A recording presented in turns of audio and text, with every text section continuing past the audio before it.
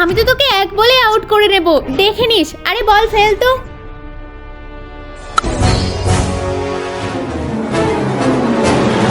High high, আমার বলটা তো পানিতে পড়ে গেছে।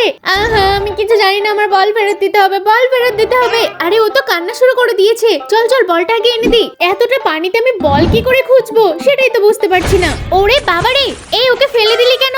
এই বলটা কার, তাড়াতাড়ি বলো। ওটা আমার বল। এই ওটা তোর বল কি জন্য হবে? তোর বল তো পুরনো ছিল, ওটা তো নতুন বল, দেখতে পাচ্ছিস না? শোনো, আমার নদীতে যে জিনিসই ফেলবে সেটা নতুন হয়ে যাবে, এটা তো ওরই বল। আচ্ছা তুই তো অনেক সুন্দর হয়ে গেছিস, কিন্তু তোর গার্লফ্রেন্ডটা বেকার দেখতে, ওকেও সেই নদীতে ফেলে দে না, ও অনেক সুন্দর হয়ে যাবে। আরে ভাই তুই তো ঠিকই বলেছিস। এই তো আমি নিয়ে এসে গেছি। বেবি, এ তুমি আমাকে কোথায় নিয়ে আসলে? তোমাকে আমি অনেক সুন্দর বানাবো। কি করে?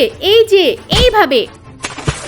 এবার আমার গার্লফ্রেন্ডটা অনেক সুন্দর হয়ে যাবে বল। হ্যাঁ হ্যাঁ, খুবই সুন্দর হবে। কিন্তু অনেকক্ষণ তো হয়ে গেল, এখনো তো তোর গার্লফ্রেন্ড বাইরে আসলো না। এত সময় তো লাগে না? জলপরাকে একবার জিজ্ঞেস করতো। জলপরা বাইরে এসো। আমার গার্লফ্রেন্ডকে আমি ফেলে দিয়েছিলাম সুন্দর করার জন্য, কিন্তু ও এখনো বাইরে আসলো না কেন? ওকে তো আমি সুন্দর বানাতেই যাচ্ছিলাম, কিন্তু সুন্দর হওয়ার আগেই তো মরে গেছে। তাহলে আমি কি করে সুন্দর করব? হাই হাই হাই, আমার গার্লফ্রেন্ড মরে গেছে। এ আমি কি করলাম? পালাই এখান থেকে।